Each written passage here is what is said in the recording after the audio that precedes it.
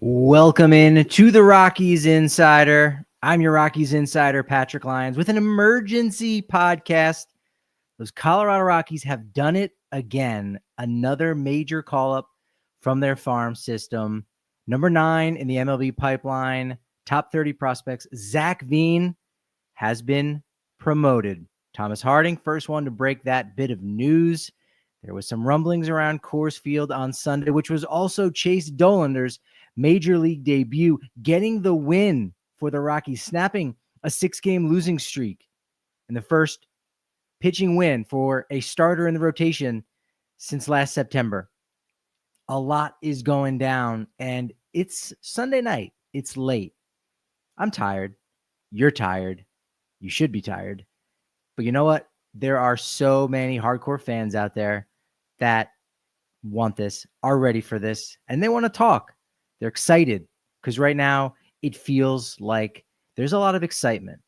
There was a lot of us in the press box on Sunday saying how potential of a change that could be brought about with Dollander making his debut. Really, the biggest starting pitching prospect that the Rockies had called up since John Gray. As nice as the story of Kyle Freeland was, it was more a story than it was a top 100 prospect that the entire baseball world was excited to see pitch. John Gray, and now, a decade later, you've got Chase Dollander doing that, and he did it very well. Was not incredible, but for a 23-year-old kid pitching against a major league team in a regular season game, something he had only done above the AA level one other time before in AAA. I think he showed really, really well. Wild the innocent. I know you're tired out there. And then all those strikeouts. He had 6 over 5 innings, but I really think it was about when. I want to talk about Zac Veen. What are the Rockies doing right now? Maybe this is good. Maybe this is positive. Maybe you need to think back to what Bud Black and Bill Schmidt said. And you wouldn't be wrong if you didn't believe what they were saying coming out of spring training. You wouldn't be wrong in saying, you know what, I've been fed a lot of lines by this organization. And telling the fans that just be patient. We do have a plan here in place. We are going to let the kids play, but they're not going to be playing right now. At least not all of them, at least not some of the biggest, most exciting ones that the fans really wanted out of spring training 2025. And yet here we are, a little bit more than a week in. Chase Dollander on Friday, the home opener. It worked out kind of nice. We don't live in the reality in which Austin Gomber is going to be healthy, because make no mistake, Austin Gomber not being able to come off the 15-day IL on April 8th, as it was originally hoped after that opening night start with the Isotopes for a rehab start last Friday, still have that shoulder soreness. So now, you might not see him until late April, maybe even early May. But one of the nice things is the starting rotation is cooking right now. It's looking really solid. It's staying solid, of course, with Chase Dollander now in the rotation. And so Dollander's going to get an opportunity. It's nothing about a spot start, nothing about, well, let's see what he can do. And then we've got somebody else that's going to take his spot when they're healthy. There is nobody else to take his spot right now. So he's going to get a chance. He's going to get free range on sticking in the rotation, even when Austin Gomber comes back. Because when Gomber comes back, maybe by that point, you might need a little bit of extra rest for a Marquez or an Antonio Senzatella, who are pitching in their first full season since returning from Tommy John surgery. I mean, Germán Marquez on Saturday, again, another interesting story for the Rockies that's getting forgotten about, but for a good reason. Not because there's any kind of scandal or some kind of debauchery that you say, oh, the Rockies are being Rockies again. There's good things happening. But Germán Marquez was his first start in almost 2 years. It was like 726 days since he had made a start at Coors Field. April 10th, 2023, I believe, was his last start at Coors Field. So him being able to come back, pitch really well, getting a triple play, that we've got to get to that as well. This still feels like a 5-minute introduction as to what I'm going to talk about, because you can go in any direction right now with the Rockies and everything that came out of this weekend. But really, the two biggest elements that have to be taken away outside of a historic triple play, only the fifth in franchise history and the first in about a decade. The offense breaking through. Chris Bryant with two hits. That's something. Brenton Doyle, 4 RBI, his second 4 RBI game. Ezequiel Tovar, his third 4-hit game. You got the triple play. You've got Herman Marquez returning. But it really is about the future of this franchise. That if they are going to turn it around, there are pieces that they have and that they've had over the last year or two that need to continue to get better. Brenton Doyle and Ezequiel Tovar at the top of that list. You can include Ryan Feltner, who broke out in the second half of last season. You can include Michael Tolio with his 25 home runs last year over about half to 3/4 of a season. Those players need to take another big step forward. And then from underneath, you need more of those young players. And Chase Dollander got his career started on Sunday. And now Zac Veen, probably on Tuesday, will get his started against the Milwaukee Brewers. Freddie Peralta on the mound for the Brewers. Zac Veen, a left-handed hitter. Got to think he is going to be in that starting lineup. Bryant, RBI, came through in a big spot. Also seeing in the chat, is Mickey Moniak's level of play pushing Jordan Beck down, or is Veen's AAA success pulling Beck down? Well, again, that was a 1-for-1 swap. That's what we believe it to be. It's not officially official yet. They're both on the 40-man roster, but nevertheless, with Veen coming up, someone's got to go down. And Jordan Beck, not so much that he might be the odd man out where he's the number 5 outfielder, but if you are not one of the top 3 outfielders, and we know Brenton Doyle is the number 1 in center field, then you are not getting enough playing time. And for a young guy who's still developing, like Jordan Beck, you very much want him to get those extra at-bats. Sure, there's worlds in which you can manage all of those things and get enough at-bats for these guys, but they're still really, really young. Jordan Beck, while he doesn't qualify as a rookie anymore, still very much feels like a rookie. And Zac Veen, yet to make his debut. He's finally now got the call up. So there's only so much room to go around.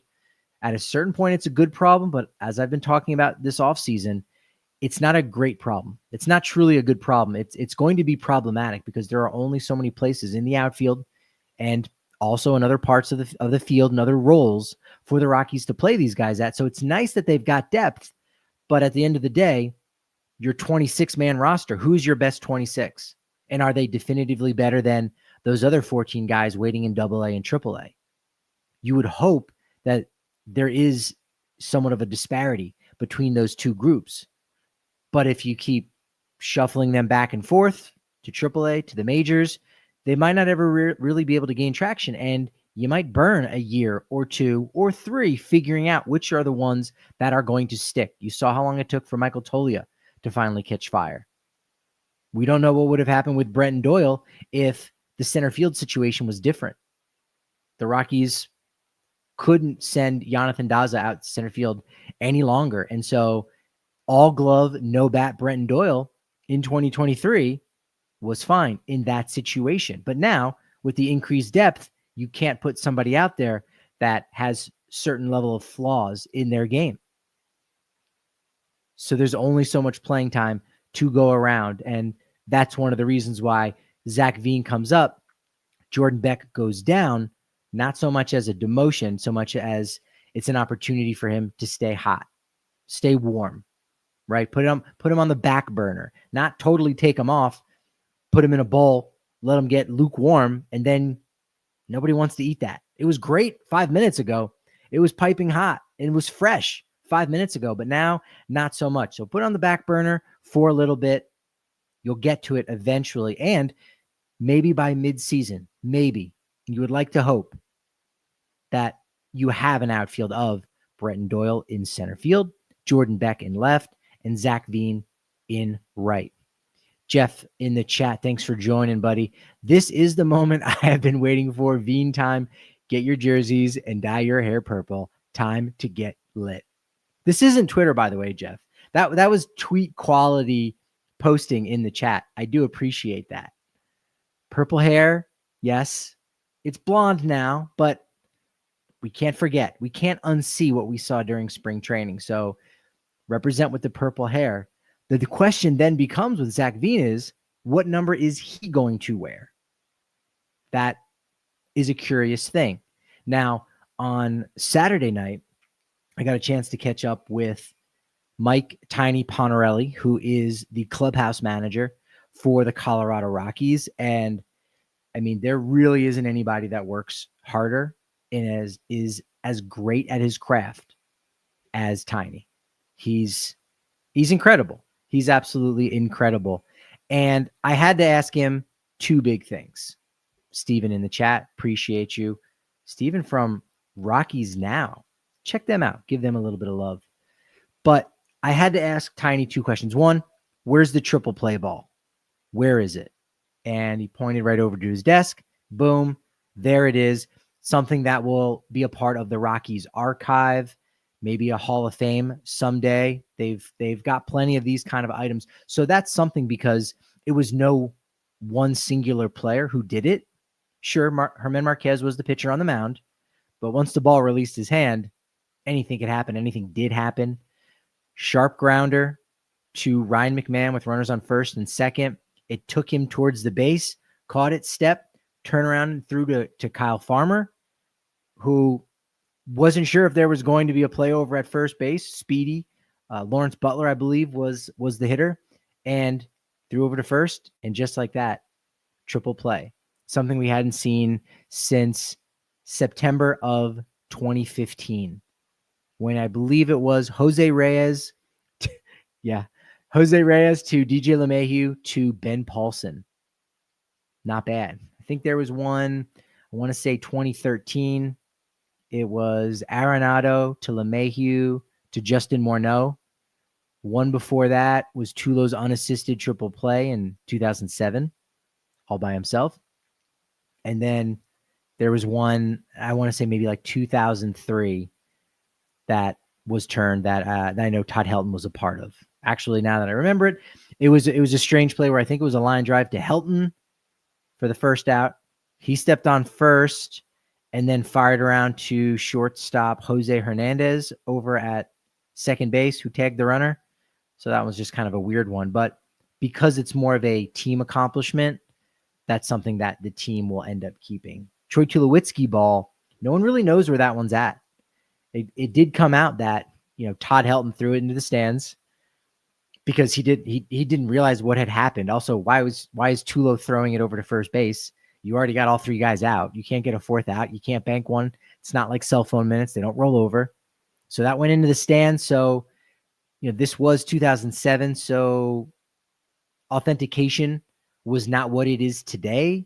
I think they did eventually make a trade and get that ball back. So I imagine maybe Troy Tulowitzki has that, but I don't know exactly. So that was the first question I had to ask Mike Ponarelli about that triple play ball, which, the clubhouse, unfortunately, because of the fact that the Rockies did lose that game, there wasn't the same, buzz, positive excitement of, oh, let me tell you about this. Let me tell you about that. So a lot of that I personally had to wait until Sunday morning to get in, go around, talk with some of the guys. Ryan McMahon had never been a part of one before. Germán Marquez was, shocked, obviously. Kyle Farmer said he had turned an unassisted one in college, but otherwise he had never been a part of one. And one of my favorite quotes from this entire weekend was, asking him, and I'm still getting to know him, seems like a nice guy, certainly a more veteran player, but to hear him say, or rather I asked him, what were the vibes like after that triple play, like in the dugout? And he said, I felt like a little kid again, playing with your friends in the backyard, trying to turn a triple play. And quote, that was the most I've smiled on a ball field in a while.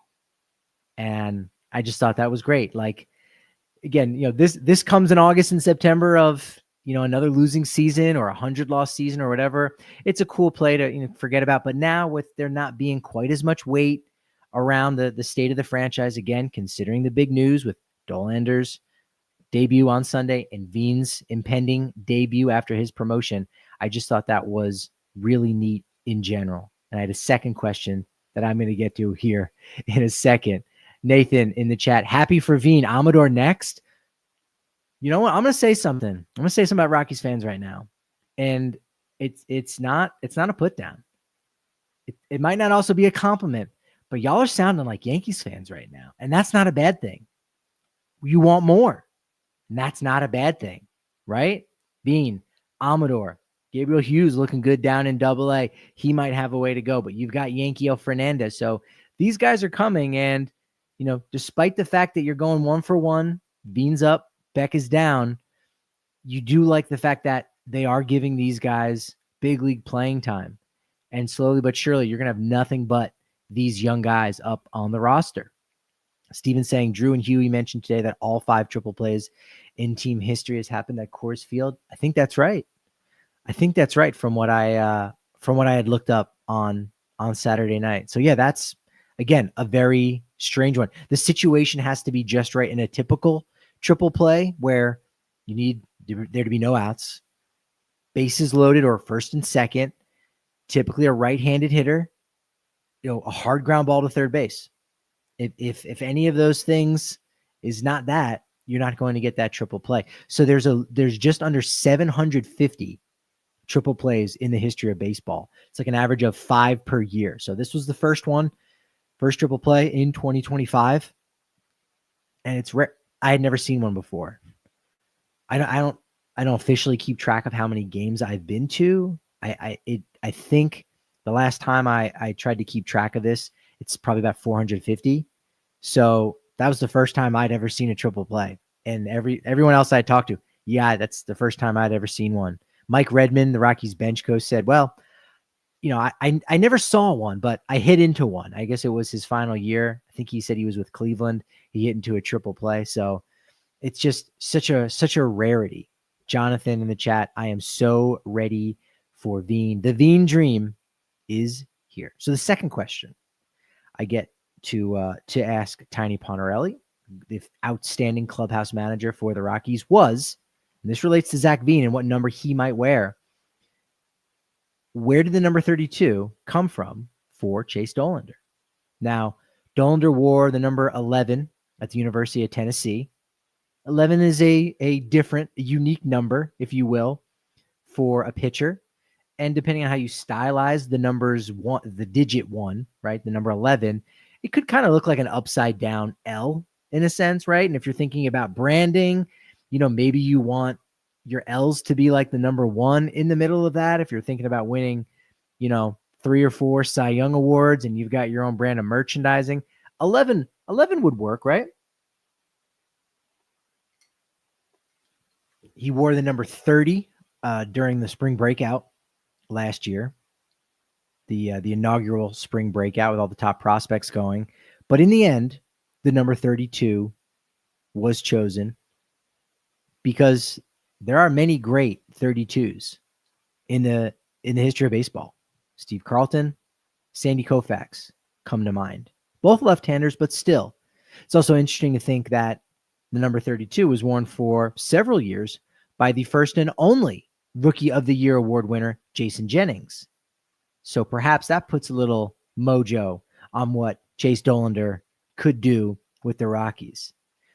Another important note about Dollander being on this roster, and I wasn't clear about it, so I'll check myself, and I had a lot of assistance from different people giving me the information, the specifics in the current CBA, the current collective bargaining agreement, about the PPI and the draft compensation for prospect promotion incentives. Kevin Collins of the Rockies was there. The homie Tyler Pador from Blake Street Banner filled me in a little bit.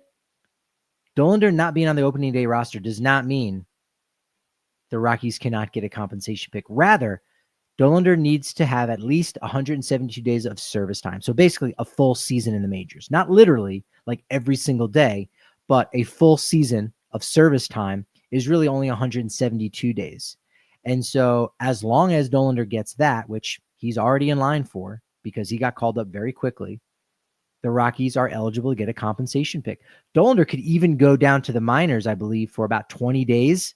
And as long as it's no more than 20 days, if he gets called back up, he can still accrue big league service time and they would still be eligible for that. So if Dollander goes out and wins the Cy Young Award this year, the Rockies would be compensated with a first-round draft pick.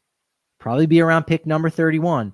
That would be huge. Not only would they have a great young starting pitcher, but now they would have a little something extra going into the 2026 draft, some extra money in their bonus pool on top of that. So credit to the Rockies for being well aware that no, he doesn't have to break camp immediately with us in order for us to get the benefit, in order for him to still have a full year of service time. Ramon in the chat, I don't think Amador is there yet. Once he's 22 and hitting well in AAA, then we can think about promoting him. Still might mean he's next, right? Absolutely. I do agree, Ramon, about that. Not just yet. You got your 2 second basemen that you've certainly invested in right now in Kyle Farmer and Tyler Freeman. Let those guys do their thing. Let's get Amador some more at-bats above AA, and he could be ready to go pretty soon. He's already on that 40-man roster, but it could be soon. More likely than not, for him to get called up, let's say by the end of April, it would require another serious injury to one of their second basemen. Otherwise, stay hot for a couple months and show that you're ready, make the adjustments you need to defensively. And I think you could have Tovar, Amador, Tolia by summertime. Also in the chat, nice to see Chase's family able to make it to Coors Field today. Yeah, so obviously Friday was the announcement. I believe Thursday was when he was first notified. Todd Helton was notified pretty quickly. He changed his plans. He ended up staying in Denver for the entire weekend to stick around to see Chase's debut, which is pretty darn cool, right? A fellow volunteer. It would have been even cooler. I'll say this. It was kind of bittersweet. I thought the Rockies scoring, what was it?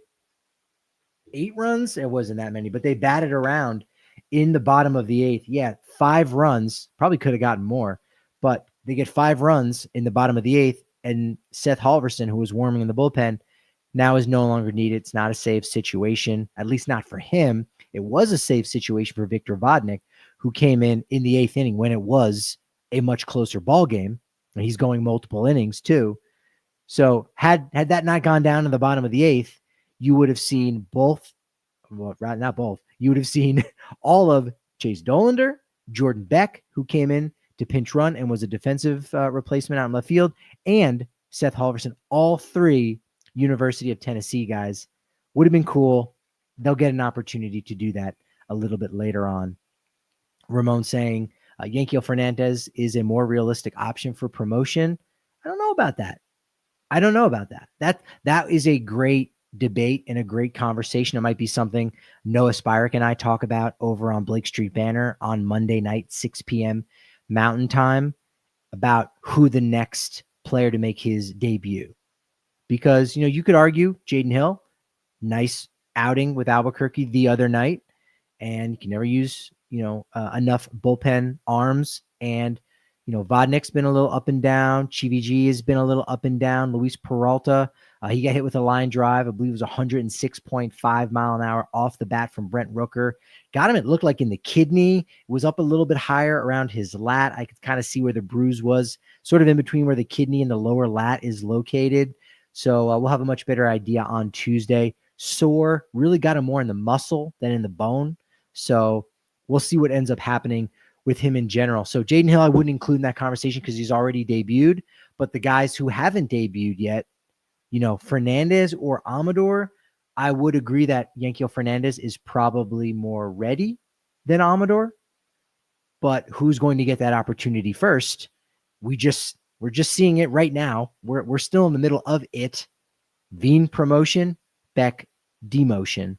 So if Yankiel's coming up, somebody else is coming down. And Veen and Beck already have that little bit of edge to them. So we'll sort of wait and see what happened. But it was great. Chase, his mom, his stepdad were there. They were able to get out. His girlfriend, one of his childhood friends from back in Evans, Georgia. And they're just below the press box and, just having a great time in their number 32 jerseys. And he looks great. One of the comments that was made earlier by Wild. Hey, Colin, I missed your comment earlier on. What's going on, buddy? Good to see you. Ohtani goes hitless and the Rockies score 12. Coincidence? I think not. No, definitely not. Somebody sold their soul. Somebody definitely sold their soul to the devil for something like that to happen. The most runs the Rockies have scored since last July 24th. You know what game that was. Red Sox, Rockies, the Cal Quantrill Reese McGuire game. It's been a while since they've scored that many. And so they finally break out in a big way for 12 against the A's on Sunday.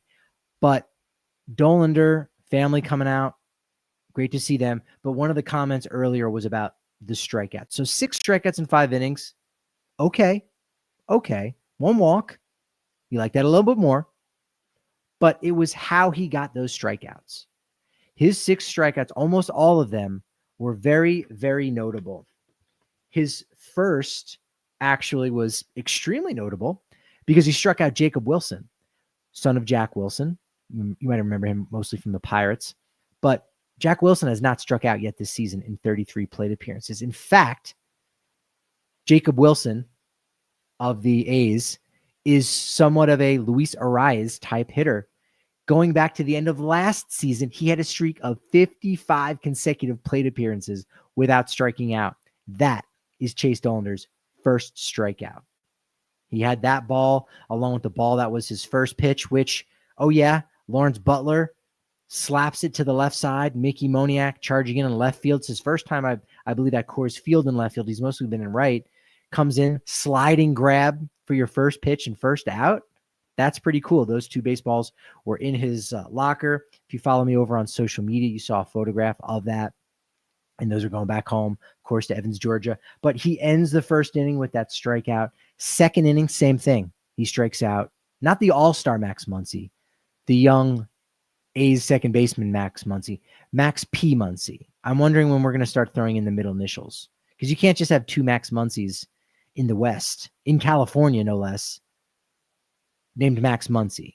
So I think the one that we all are most familiar with is Max S. Muncy, but Max P. Muncy, and they're both Maxwells. So he gets, Dollander gets Muncy in the second to end the inning with a runner on first base.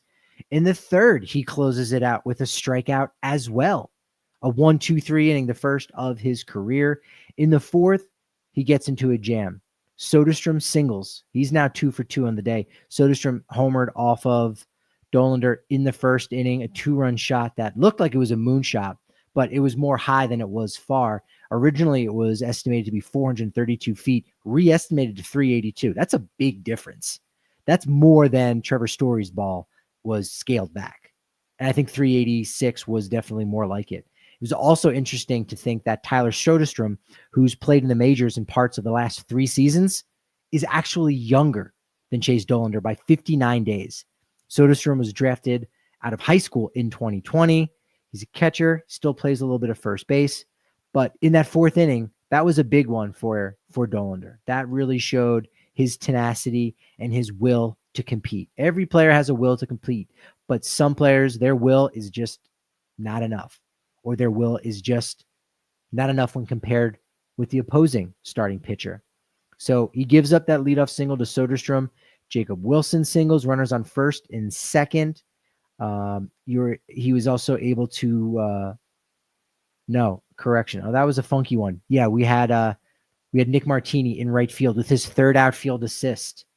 That was a wild one there. He got Jacob Wilson over on third base. You never want to make the first out over on third base. So that was a single by Andujar that scored Soderstrom, gets thrown out at third base for the first out. He walks Gio Urshela, then strikes out the next 2 batters. And the image in this thumbnail that was captured, great photograph by the Denver Post, just him absolutely ecstatic and pumped that he was able to get out of a jam after giving up 3 consecutive singles and walking the 4th batter. He could not buy an out, figuratively, very figuratively. But I imagine he felt that way, that, oh no, I hope this start doesn't unravel, especially because at that point the Rockies had a 6-2 lead and it was now 6-3. And if you don't get out of that jam, you might not be able to finish that inning, and you might not get credit with the win. You might even get credit with the loss. It might have that L hung up on you.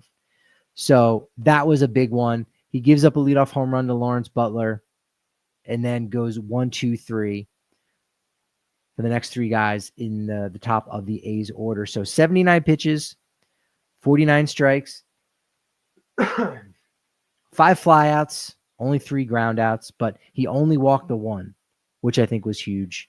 Scattered 7 hits around. And for a debut for a 23-year-old, that was really, really impressive.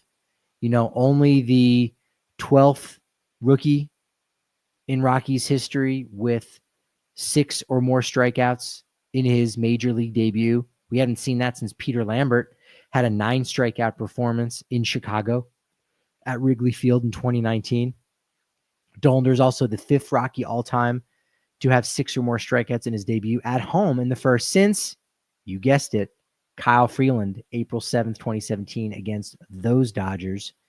21st starting pitcher all-time Rocky or visiting team to allow 4 or fewer earned runs in a debut at Coors Field. I can remember in the past few years, guys making their debut and thinking, man, you are being thrown to the wolves by your team. Maybe Kyle Harrison. Did Kyle Harrison make his debut at Coors? Maybe. But there's been a few, decent pitching prospects. You go, man, you got the short straw on that one to make that start. And if you can just hold your own, somewhat of a Coors Field quality start, 5 innings, 4 earned runs or 4 runs. That's a Coors Field quality start. The actual quality start, 6 innings, 3 runs, but you scale back an inning and you add an extra run. Look, that's not going to give you a great ERA over the course of a season, but at Coors Field, where you're only pitching half your games, that's enough to keep your club in the ball game. And that's absolutely what Chase Dollander was able to do. It was really nice start. Curveball was breaking big. Got a couple balls up in the zone that the A's weren't really able to take advantage of, but he's a guy who had a really good game plan, and I thought he looked great. Another comment: Jake Bird's strikeouts was something to enjoy as well. Struck out 5 in a row after he came in.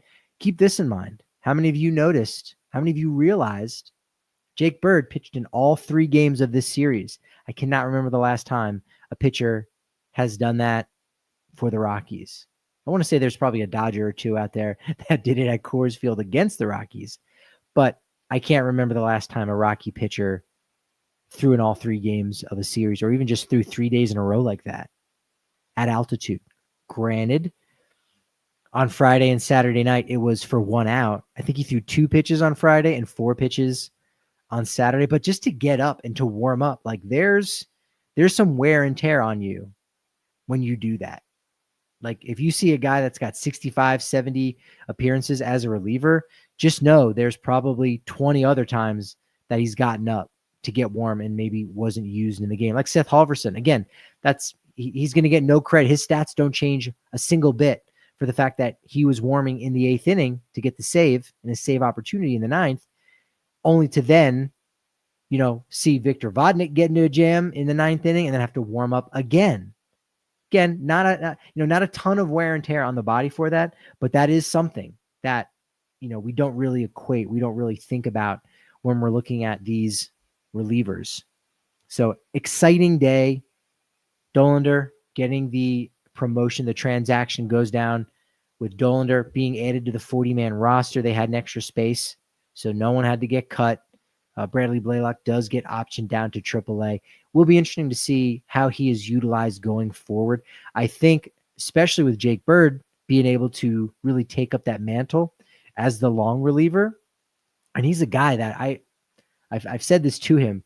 I sort of wonder if he could be a Seth Lugo type, if he could be one of those guys that is a reliever for a while and then eventually, maybe after free agency, says, I really like to try starting and be a starting pitcher. I'd like to give that a whirl. I could see that happening. So he's going to give you some length. And because of how consistent the rotation has been, sure, knock on wood, we're talking 9 games here, but as solid as it's been, as solid, as competitive and competent as it's been, you're not going to be wearing down your long reliever a ton. It's going to be 2 innings maybe here and there. So can Jake Bird hold that down? Absolutely. That's why I sort of think Blaylock can probably be stretched back out and become a starting pitcher again. Because again, it's just a role. It's just a slight change in the role, but I could see him starting once he gets his feet underneath him down in Albuquerque. Maybe you see him starting, let's say Wednesday or Thursday of this week. Yeah, Philip in the chat with Blaylock down as Bird the long man. You nailed it. He's going to be that guy. And I don't think there's anyone else that has a ton of, multi-inning experience. Jeff Criswell was that guy, and I imagine they were counting on him to do that from time to time. Jimmy Herget is durable enough where I think you could get multiple innings from him. But, a long reliever shouldn't necessarily be a guy that, you need to count on for 4+ innings. Something went really wrong if you're going to need 4 innings from your long reliever. So that's really just a guy that can go more than 2 innings. And Jake Bird has been very capable of that going forward. So just an exciting weekend overall. What are my other notes that I got here? Post-game scrum. Okay, so here's a good one. You can see this video. You can see this video over in the Rockies Insider on YouTube. I had to ask a bit of a cheeky question before I tell you about my cheeky question. I just put my eyes down like I'm a little bit ashamed, like I'm a bashful boy. So you got to be watching over on YouTube to get to see my dumb expressions. But in the chat, how long till we know how Gomber shakes out? So in speaking with Gomber on Saturday, no timetable right now. He hasn't thrown since he had a setback after he had 3. I think he pitched into the 4th inning last Friday for the Isotopes, and he definitely said he didn't have good stuff at all, but he was a veteran pitcher, and so he knew how to take advantage of those AAA guys. So he was talking about it almost like you saw how poor the numbers might have looked. I mean, they would have been way worse if this was a big league game. I was, even with nothing, he didn't have that last 10-15% oomph you typically can reach back and step on it, as he put it. And so he doesn't have that right now. And with the state of the rotation, Dollander now up, and in a way, I imagine part of the conversation, whether it's out in the open or not, is, Gomber is going to be a free agent after this year. So, you could say it benefits the Rockies to keep him healthy a little bit longer and not push him when he's going to be a free agent. And on the other, you say, well, if he isn't going to be 100%, let's have Chase Dollander learn at the big league level a little bit. He's still got some things to iron out, and maybe that would have been better in AAA for a little while longer. But you can go ahead, give him that opportunity, allow Gomber to rest up just a little bit, and it's a win-win situation. And again, with him being a free agent at the end of the year, if he can go out and be healthy starting May, and you get a good 2 months out of him, a healthy Gomber, not just a 85-90% Gomber. If he's at 100% for 2 months, how much does his trade value increase? Because Gomber, again, unless he is some kind of world beater, and even then, I don't know that the Rockies would put a qualifying offer on him to come back for $20+ million next year. So you're not going to get that compensation pick with him signing elsewhere. In fact, if you give him a qualifying offer, he might even return for that kind of a price. So you know what? You might as well just trade him. So perhaps they're thinking with that trade piece in mind. Perhaps some of these moves that they're making, they are going to take advantage of these expiring contracts like they were able to do in 2023 when they offloaded 5 of them and they bolstered that farm system. Now, that core of prospects that they got in 2023 haven't been much, just Victor Vodnik. Tanner Gordon has made a couple starts, so he's had value, but nobody that you would say is a top 15 prospect in your organization, and no one, of course, that was a top 10 prospect. So you increased your depth, which you needed to do, and you probably should have done the previous 2 trade deadlines. And then last year, a little shrewd, but you go and get a Luis Peralta, and you feel really good about that. So, and you get Bradley Blaylock on top of it as well. So they've already, with less trades in 2024, they actually increased the amount of quality players that they could utilize on the big league roster. And so, you'd have to hope Nick Martini can give you a little bit of a trade value. Not going to be a top 100 prospect. Might not even be a top 20 prospect from a team. But it's going to be something. And it's going to also open up a little bit of playing time on top of that. Again, you might be able to increase depth, or maybe you acquire a player from the Dominican Summer League, someone that you and your scouting department weren't able to sign, and they signed with your team. Well, guess what? Now we're going to get this player back. He is years away from the majors, so you can get a nice fourth outfielder, a good defender, again, 3 outfield assists, for a very cheap price, a young player that we have no idea what's going to happen. He could be out of baseball in 2-3 years. But you can help your big league team right now fill a hole in your push for the postseason. Martini's in that conversation. Gomber's in that conversation. Mickey Moniak perhaps could be in that conversation. He still has another year before free agency, so he's kind of in the arbitration pipeline in a sense. Scott Alexander's on a 1-year deal. Tyler Kinley doesn't have much left. So, and Marquez also a free agent after this year. So there is that potential for the Rockies to get a little bit better again at the trade deadline. In the chat, what's your projected 2028 roster for the Colorado Rockies? I am not doing that. I'm not doing that right now.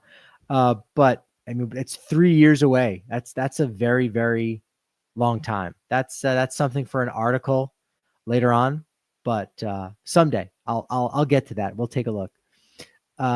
It's a good question though. Luis Peralta, is he gonna be ready to face his brother's club this week? That's a great question. I imagine that, again, look, baseball is also a business. Can't forget that, and maybe does that have something to do with Friday's home opener? You got all the cameras from all the news stations, people that aren't going to be showing up at Coors Field the rest of the year, maybe for the fireworks, maybe, but they're not Rockies people. They're not really baseball people. Some of them aren't even sports people. But okay, they show up. Cool. You're welcome to be here. Obviously, it's good publicity for the Rockies. And oh yeah, our best pitching prospect in a decade is going to be debuting in a couple of days. Maybe you want to come back. Maybe you want to give us some more press in the middle of the Nuggets and Avs run. And now with Zac Veen, that boosts it up a little bit more. So look, there is that side of baseball. And for better or worse, I think it's for better. Let's say Luis Peralta is banged up and, maybe he's going to need a stint on the 15-day IL. Maybe he doesn't even need that long. Maybe he needs half of that, but he needs at least half that. You could put him on the IL, or maybe you can wait a day so he can exchange lineup cards with his brother.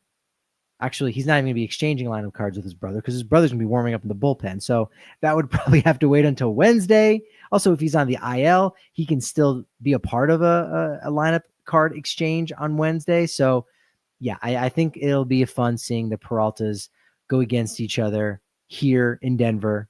That will be a lot of fun to see that go down.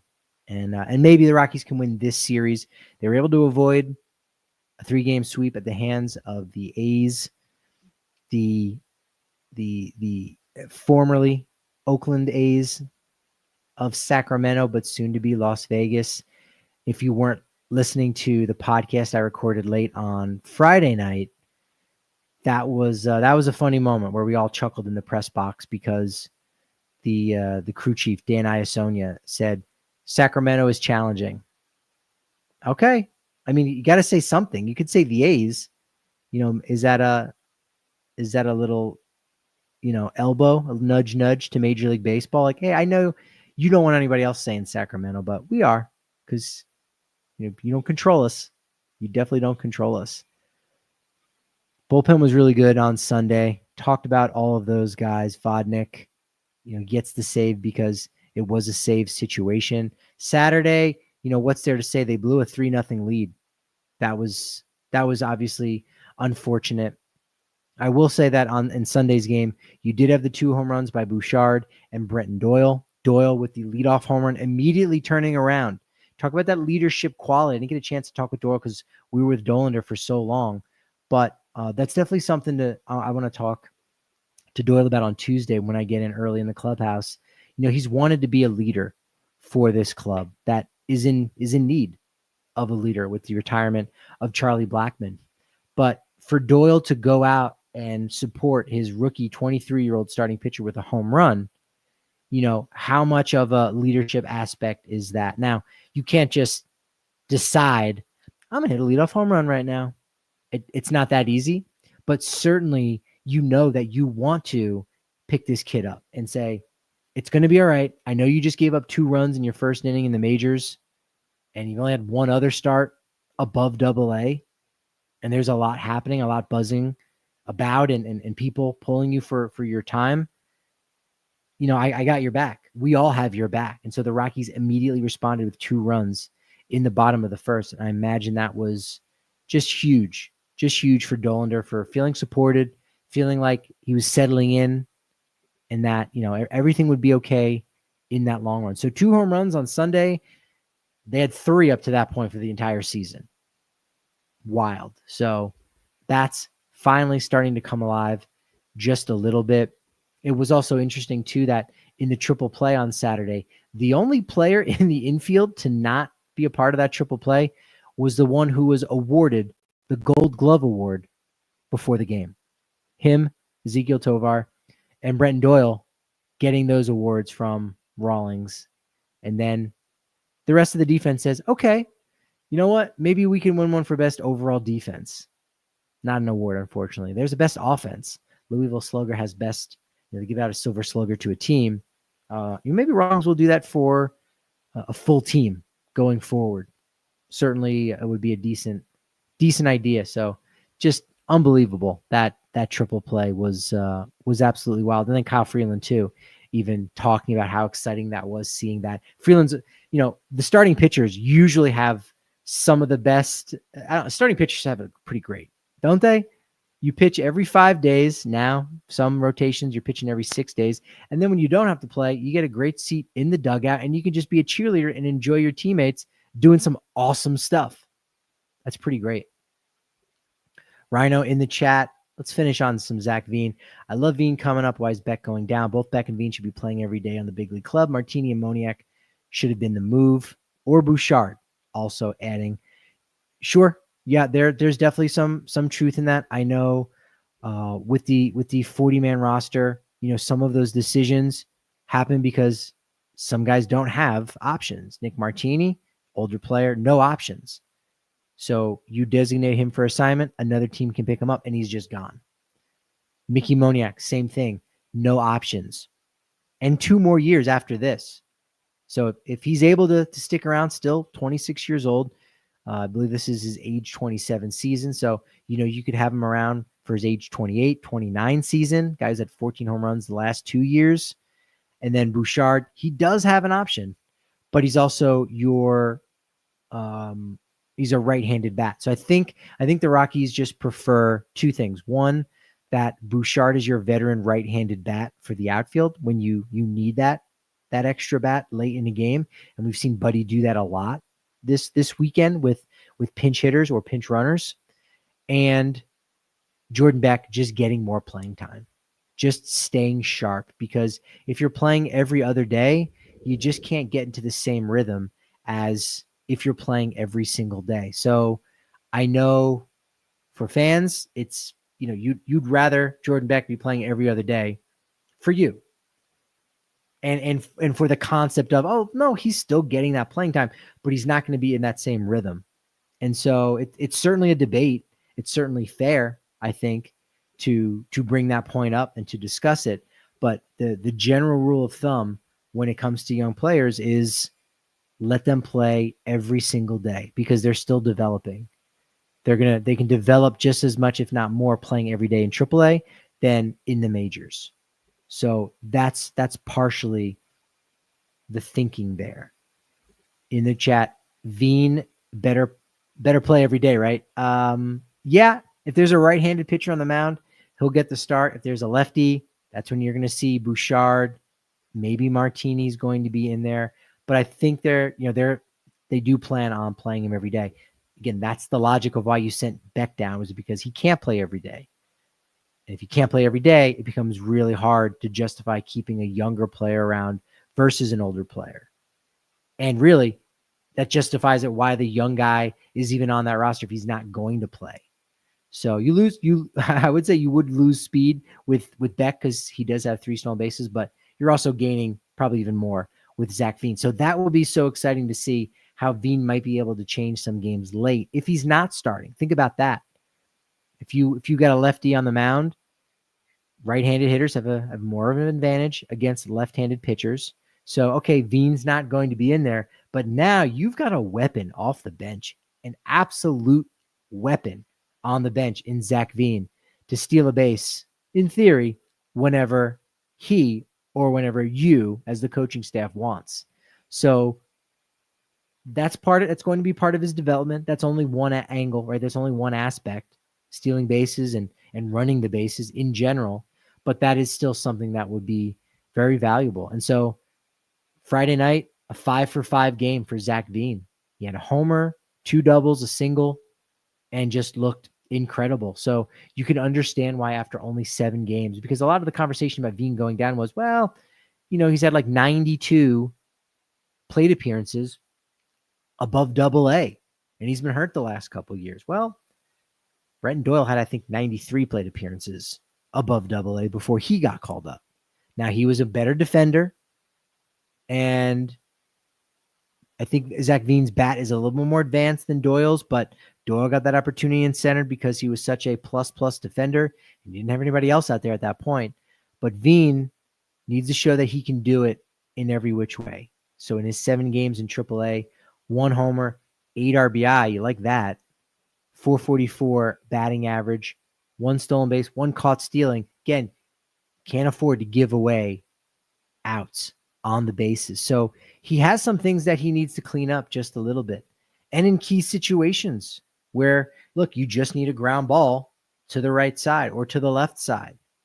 Those kind of things, are what win ball games. And yeah, winning those ball games in a season like 2025 might not be valuable, but you need to have that in your skill set now so that when you do need it next year or maybe 2027 or beyond, you already have that there. And it also shows your teammates that, yeah, I want to win this game. Those guys in the dugout don't care that the Rockies have lost 6 consecutive seasons. They don't care that the Rockies have lost 100 games in back-to-back seasons or that they're 1-6. They care about today. They want to win today. And so Zac Veen has to show he wants to win today and not pad his own stats. He's got to do those little things well. And I think he will. Ultimately, I think he will. But that's some of the things I know the coaching staff is going to be looking for, and some of the things that, Veen needs to work on. That swing can be exciting. The bat flip certainly is exciting. His speed is great, but, defensively, he's got some things he needs to work on. And again, situational hitting too, which isn't sexy, right? No one, I don't know what the scouting report was on Willie Mays. Was he a great situational hitter? Well, probably didn't matter because he's just going to hit a double with a runner on first base. Like, I'm just going to drive you home. But those guys definitely played a different style of baseball, where it was about situational and 1 run could win the ball game. And with as well as the starting rotation has been right now, only a couple runs might be what you need to win some of these games. Rockies have been in basically every single game this season. They have. They've been in every single game. And so if that's going to continue, you got to do those little things well. And Zac Veen is going to have to show that. Coming week's weather is looking so promising. Can't wait to enjoy nice evenings at Coors Field. Yeah, it's already going to get better. I was kind of warm walking out of Coors this evening where it got like in the 50s. There wasn't a cool breeze. I can feel the warmth in the air. It was something. Last question. Jeffrey Yan next. No, we were talking about that in the press box. Like Jeffrey Yan, there's a couple guys ahead of him, I think, on the depth chart. Ryan Rolston being one of them. But he had a great first outing. And he needs to get that walk out of his game. He walks too many guys. You cannot give up the free passes. So again, you subtract the split, the jump, the excitement, all of that. You subtract that. Look at his numbers and tell me if those are big league numbers to have in the upper levels of the minor leagues. Why was he in Japan last year? He wasn't even in MPB. I think he was in like their minor league last year. There's a reason for that. Guess what? He's still one of the greatest, baseball players of his generation, right? He's doing it professionally, so he doesn't stink. But when there's only so many spots in the major leagues for guys who are going to throw strikes and get outs and be productive if they give up a batted ball, you've got to be one of those guys. And Jeffrey Yan just isn't one of those guys yet. Rawlson is not a starting pitcher anymore. I think we know that. And I think his numbers have been comparable to Yan. He still needs to show that he's healthy enough. But again, talking about the business of baseball, if two guys have almost identical numbers, they're both left-handed relievers. One of them has been in your organization for a couple months, and the other one you used a first-round draft pick on in 2018, and he's still yet to make his major league debut. It's pretty obvious who you would probably give that opportunity to. Again, if all things are even. And that's just, again, the business of baseball. Riley Pint, you look at, the opportunities that he got in the majors, and I think you could probably debate the fact that, his numbers weren't really good enough in the minors to justify a call up to the majors. You can look all you want at strikeouts. Strikeouts are not home runs. That's the thing. Strikeout is just how you got a guy out. But how many guys are you actually getting out? If hitters are batting 300 off you with a 600 slugging percentage, but you strike out 16 per 9, you're not a great pitcher. You're not. And so, there are plenty of players that are in between those things, right? That get opportunities and some don't. But if you're walking as many guys as Riley Pint is, you're not going to have a long time in the majors. And we've seen that. He just didn't have a long run in the majors. Wish him nothing but the best with Cleveland now this season. Signed to a minor league deal. Haven't checked up on him yet. It's still really early in that season. But he got that opportunity because of the investments that the Rockies had made in him. All teams do that. All teams do that. If you really want to be a knowledgeable fan, it's important to see what other organizations are doing. Too often, and again, it's okay. We only have so much time, right? We only have so much time. But you can look at the Rockies farm system and say, man, there's at least 30 guys that are dogs. There's at least 30 guys. I love this guy. I love that guy. They are awesome. All 30 fan bases are saying that about their guys. And there's only a few of them that are right. That you go back and look in 6 years and you say, wow, look how many big leaguers were in this top 30. Look how many all-stars were in this top 30. The best player in the game right now was in that top 30. And then there's going to be a handful of teams, if not more, that go back and in 6 years say, I liked all of those guys in our top 30. But boy, oh boy, it did not pan out for a lot of them. So it's important, again, to go out and see what other teams are doing, see what their systems are like. And I think that's a fun thing, again, to compare and contrast all of those kind of things. So I appreciate everybody jumping into the chat at Patrick D. Lyons, at Patrick D. Lyons MLB. Hope you enjoyed the emergency pod. Make sure you give this some love. That can go such a long way. Subscribe, like, leave a comment, watch for a couple minutes, leave it on in the background and mute it for all I care. It's good for AI. It's good for the bots. It's good for the algorithm. Those kind of things can help me. And so that's why I jumped on late on a Sunday night, on a school night, no less, to talk to you maniacs. So please be a maniac for me. Give me that little bit of love and support. I appreciate it. The momentum is always, always appreciated. And as I like to say, momentum, unfortunately, it can only be as good as my next show. So I will talk to you Monday night, 6 p.m. over on the Blake Street Banner YouTube channel. I'll see you.